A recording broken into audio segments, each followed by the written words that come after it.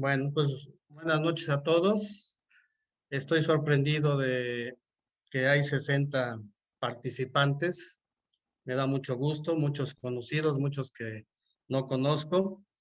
Eh, yo estuve en Magdalena de las Salinas, estuve 24 años ahí, después me fui a oficinas centrales y bueno, mi pasión ha sido la cirugía de cadera toda la vida, pero también estuve trabajando en medicina del deporte, tanto lo que aprendí del maestro Gatica en urgencias como lo que aprendí con el maestro Salcedo Coppola en la medicina privada, que incluso hasta llegamos a estar en los toros ahí 4 años, ¿no?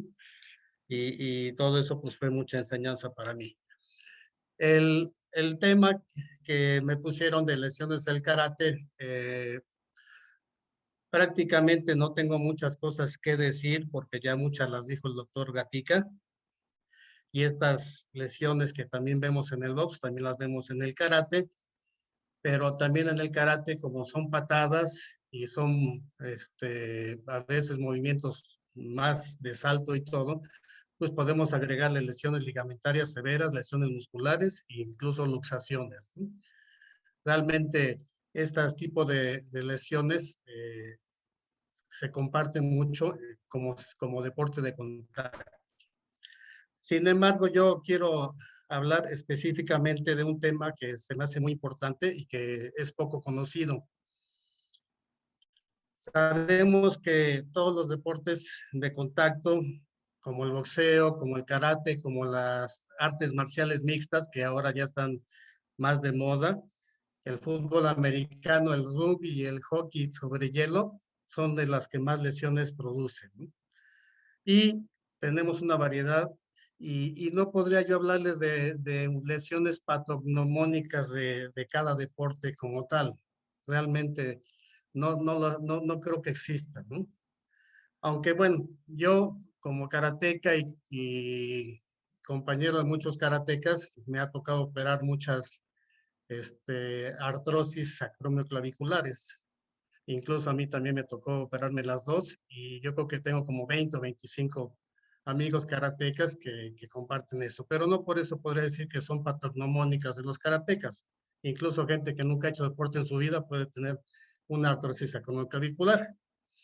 Bueno, todas estas lesiones agudas tampoco tiene caso decir cómo se van a tratar porque ustedes más que nada son expertos en esos temas. Y lo que sí quisiera hablar es de las lesiones crónicas en los deportes de contacto. Y de las lesiones crónicas en los deportes de contacto existe una nueva enfermedad. Estoy hablando de que tiene menos de 20 años, por eso es nueva enfermedad, y se llama encefalopatía traumática crónica. Esta enfermedad realmente nueva, se cree que tiene una prevalencia entre el 3 y 6% en la gente en general, pero en los deportes de contactos ha tenido un porcentaje súper elevadísimo, ¿no? Y muy importante, ¿no?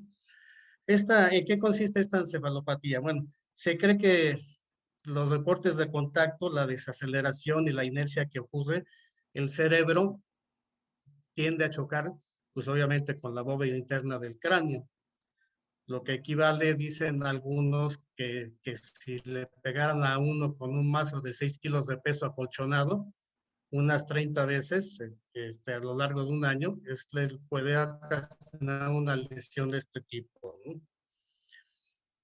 Esta enfermedad empezó a llamar la atención porque empezaron a ver a gente que tenía depresiones, irritabilidad, explosiones, demencia, incluso ataxia, o sea, trastornos para caminar, disartria para hablar, y lo más importante, que se empezó a ver violencia y asesinatos en este tipo de enfermedad. La primera autopsia la hizo un americano en 1928 en Estados Unidos, no sé por qué la habrá hecho, porque no nos refieren, en un boxeador, y se limitó patólogo a decir que nada más era pues, una demencia pugilística, ¿no? Y desde 1928 hasta la actualidad se le dio ese término de demencia pugilística, cosa que no daba mucha explicación ni ahondaba más porque no se tenía mucha experiencia, ¿no? Prácticamente el líder de esto fue un patólogo nigeriano radicado en Pensilvania, en Estados Unidos, el doctor Bennett Omadu, que fue el que por casualidad hizo una autopsia de un exjugador de la NFL, que era de, obviamente, los Acereros de Pittsburgh, que era centro, y que a los 46 años falleció. Y entonces llegó a su condado, hizo la autopsia y pues vio que, o sea, le habían dicho que se había muerto de un paro cardiorrespiratorio, pero vio un corazón normal, vio pulmones normales, vio todo de un agente superdeportista. Y entonces cuando abrió el cerebro, pues encontró datos de una atrofia súper importante. Y esa atrofia pues le hizo que hiciera cortes congelados y encontró que este tipo de pacientes, o sobre todo encontró depósitos aumentados de una sustancia que le llamamos proteína tau, y esta proteína es una hiperfosforilación que forma ovillos y en los segmentos neurofibrilares y está en todas las zonas perivasculares de toda la corteza cerebral, ¿no? Obviamente, este, estos pacientes o este paciente tenía TAC y tenía una resonancia magnética previas normales antes de que falleciera. ¿Por qué se las hicieron? Pues las hicieron porque empezó a tener demencia a los 46 años, ¿no? Pero el médico de la NFL nunca pudo determinar qué tenía, pues, con un ataque normal, con una resonancia normal. Y entonces, este Benedetto Malú, este médico nigeriano, pues logró hacer 2 autopsias más en pacientes de la NFL y fue cuando ya le puso nombre y apellido a esta enfermedad, encefalopatía traumática crónica. Incluso quiso avisar a la NFL, pero la NFL nunca lo peló, al contrario, lo bloqueó, quiso ocultar la verdad y todo, y entonces se metió en problemas súper legales que terminó, lo terminaron corriendo del estado, ¿no? Se tuvo que ir a California, ¿no? Pero sin embargo, eh, presentó el antecedente o hizo el antecedente para que empezaran a tomar cartas en el asunto, ¿no? Tuvieron que pasar realmente de esa autopsia del 2002 hasta el 2017, que fue cuando ya la Journal American Medical Association, que es la llama, publicó 202 cerebros de atletas en el 2017 de autopsias y encontró que el 87% tenían datos inequívocos de encefalopatía traumática crónica. Y de esos 202 autopsias, 111 eran jugadores de la NFL. Y de esos 111, 110, o sea, el 99% tenían ETC, encefalopatía traumática crónica. Y lo que yo creo que fue lo que ya pegó el grito del cielo fue el caso de Aaron Hernández, que era una superestrella de 27 años de los Patriotas de Nueva Inglaterra, que en plena auge de su carrera empezó a tener alteraciones de comportamiento y asesinó al cuñado digo, al novio de su cuñado. Obviamente al asesinarlo y con todos los datos en su contra, le dieron cadena perpetua y él se suicidó se colgó dentro de la penitenciaría. Y al hacer la autopsia encontraron que tenía datos también inequívocos de encefalopatía traumática crónica, ¿no?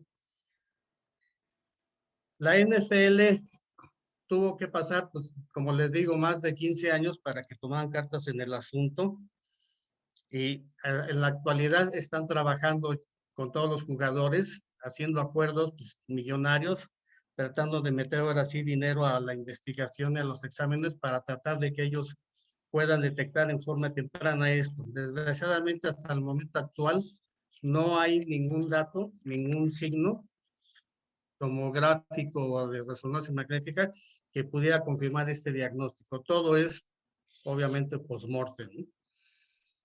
El boxeo, a partir del 2005, empezó también a hacer caso a esto, porque, pues, como saben ustedes, también ha habido varios casos de boxeadores con demencia pugilística, que antes se le llamaba así, ahora es ETC. Y desde el 2005 han hecho en Estados Unidos más de 50 autopsias Quizás de los más conocidos, Bobby Chacón, que fue un boxeador hispano-norteamericano, que murió y también tenía ETC, ¿no?